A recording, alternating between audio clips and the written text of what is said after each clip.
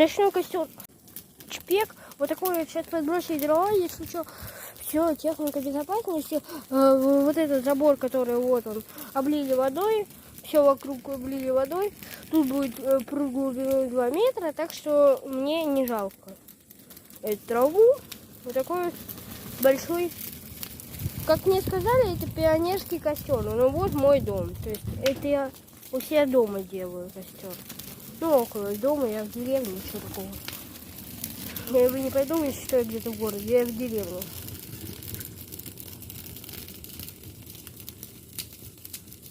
Так что у меня тут все окей. Вот еще дрова подбросили. Сжигаем ветки просто вот так вот ночью.